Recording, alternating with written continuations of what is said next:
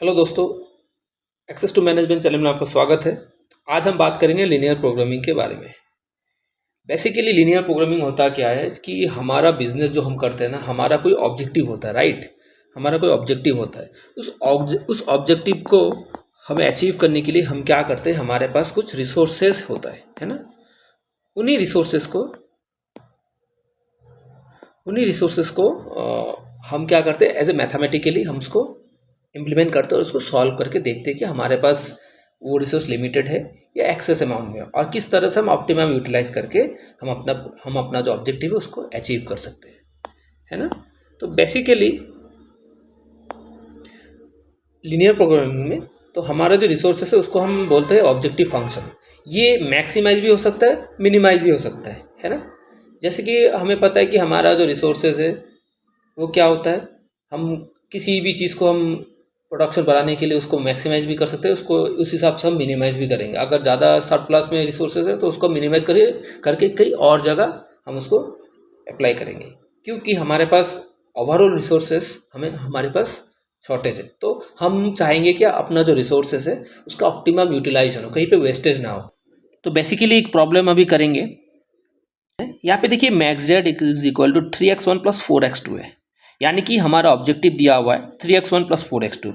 इस ऑब्जेक्टिव को अचीव करने के लिए हमारे पास कॉन्स्टेंट दो है, एक है x1 plus 2x2 less than equal to 4 and दूसरा है 3x1 plus 2x2 less than equal to 6। हमारे पास दो कॉन्स्टेंट है इस ऑब्जेक्टिव को निकालने के लिए। ऑब्जेक्टिव क्या है, मैक्सिमाइज करना है हमें, है ना।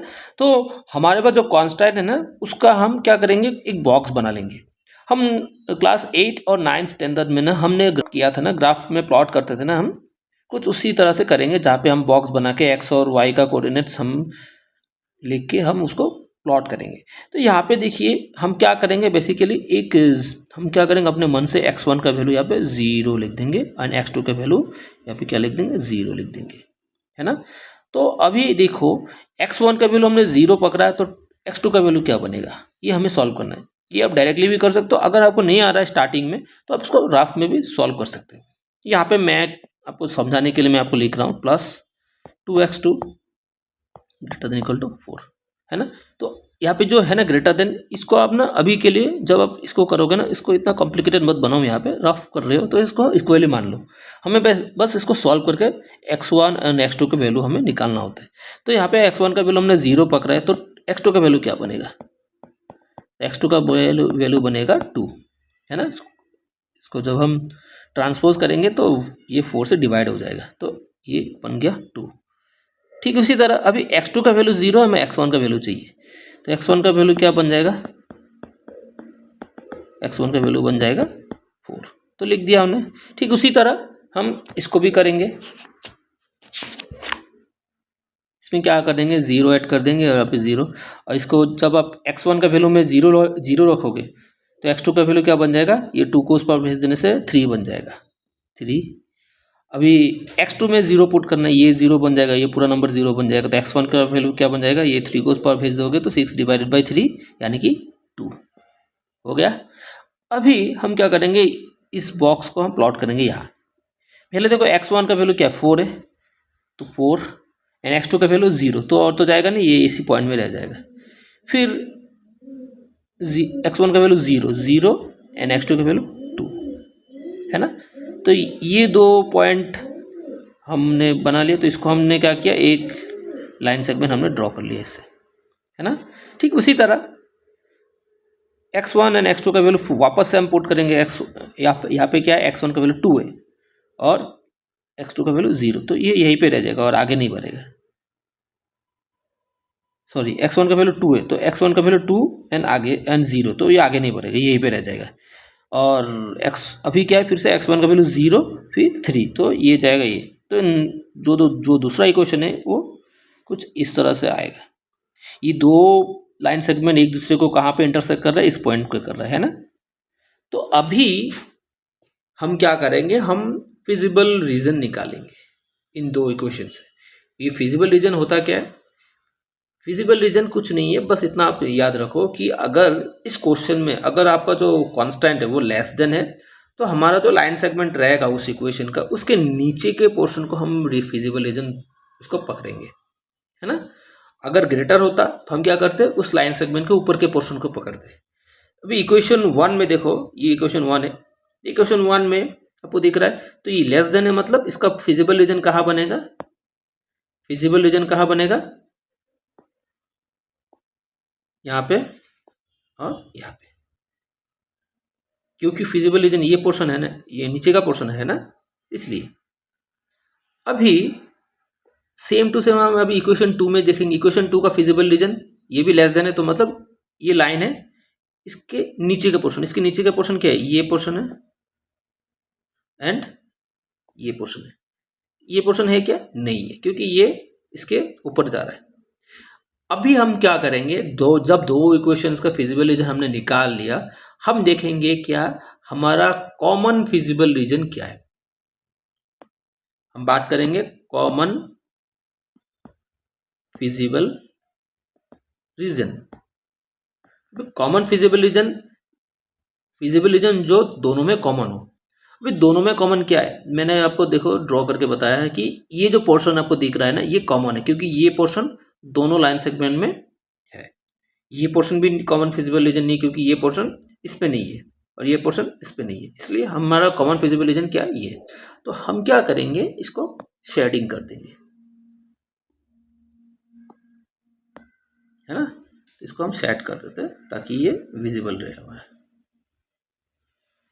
ये कॉमन फिजिबल रीजन हो गया, इसको मैं मिटा देता हूँ, सॉरी।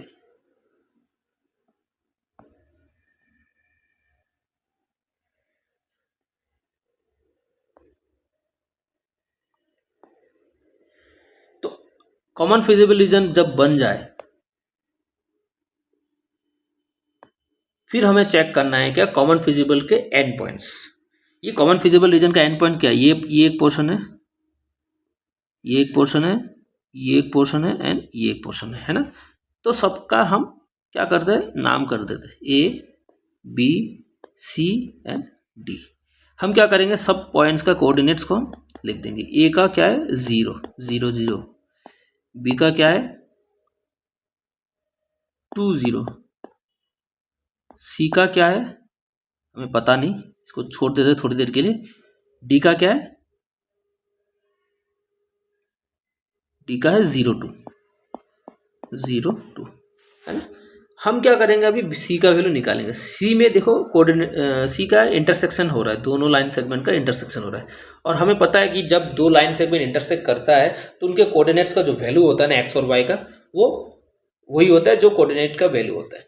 यानी कि x1 एंड x2 का वैल्यू, इस सी को अगर सॉल्व करेंगे ना, इन दोनों इक्वेशन को अगर सॉल्व करते हैं, x1 एंड x2 का जो भी वैल्यू निकलेगा ना, वही सी का कोऑर्डिनेट होगा।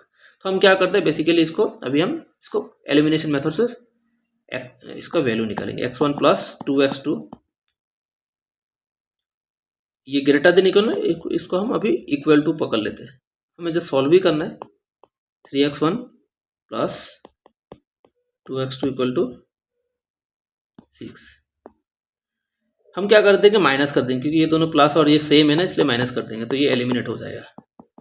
ये एलिमिनेट हो गया। ये 3x अभी प्लस से माइनस बन गया, तो x से 3x1 माइनस करेंगे तो -2x1 आएगा, और ये 4 से -6 करेंगे तो -2 हो जाएगा। तो x1 का वैल्यू क्या आ जाएगा 1। ये x1 का वैल्यू 1 है ना, हम कहीं पे भी पुट कर देंगे, हम फर्स्ट इक्वेशन में पुट कर देते हैं। 1 प्लस 2x2 इक्वल टू 4, तो x2 क्या बन जाएगा 3/2 हो जाएगा। तो हमारे पास अभी ये क्या बन जाएगा 1,3/2, है ना। तो अभी देखो हमें क्या करना है, ये जो x2 का वैल्यू क्या है 3/2 एंड x1 का वैल्यू 1। हमारे पास अभी कोऑर्डिनेट्स आ गए। ये कोऑर्डिनेट को हमको कहाँ पुट करना है, ये जो इक्वेशन है ना, सॉरी, ये max Z equal to 3x1 plus 4x2 जो हमारा ऑब्जेक्टिव फंक्शन है, यहाँ पे हमें पुट करना है, और इन चारों कोऑर्डिनेट को पुट करके देखेंगे कि मैक्सिमाइज वैल्यू किस पॉइंट पे आ रहा है ना। जहाँ पे भी वैल्यू हमारा मैक्सिमाइज रहेगा ना, वही हमारा आंसर होगा। तो हमारे पास 4 पॉइंट्स है ABCD। तो सबसे पहले पॉइंट मैक्सिमाइज जेड एट ए, तो कोऑर्डिनेट क्या था 3x1 प्लस 4x2, यही तो था ना, 3x1 plus 4x 3x1 sorry मैं क्या देखा, हाँ 3x1 प्लस 4x2। तो हम क्या करेंगे, x1 के जगह ए का कोऑर्डिनेट क्या था 0 0, तो x1 का जगह 0 और इसमें 0, तो इसका आंसर आया 0।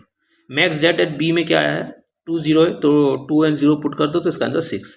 मैक्स जेड एट सी में क्या था, ये कोऑर्डिनेट ऐड करो और इसको सिंप्लीफाई करो तो आंसर आएगा 9 और इसका आ जाएगा 4। तो उन सभी को सॉल्व करने के बाद हमें मिला 0 6 9 4। हम भी चेक करने कौन सा ज़्यादा है, ऑब्वियसली 9 ज़्यादा है। 9 किस में हो रहा है, मैक्स जेड में हो रहा है ना। इसका मतलब मैक्सिमाइज जेड किस पॉइंट पे हो रहा है, सी पे हो रहा है। तो यही हमने लिखा कि therefore Z is maximize at B. Sorry मैंने ये गलती कर दिया, अभी बी नहीं होगा सी होगा, इसको मैं सही करता हूँ। सी में हुआ है ना, सी क्या था 1/3/2, तो the optimal solution will be x1। तो सी में हमने सॉल्यूशन क्या पकड़ा था x1 एंड 3/2, तो x1 एंड 3/2 और मैक्स जेड कितना में है 9 में हो, तो ये हमारा ऑप्टिमल सॉल्यूशन है। आशा करता हूँ ये वीडियो आपको समझ में आया होगा।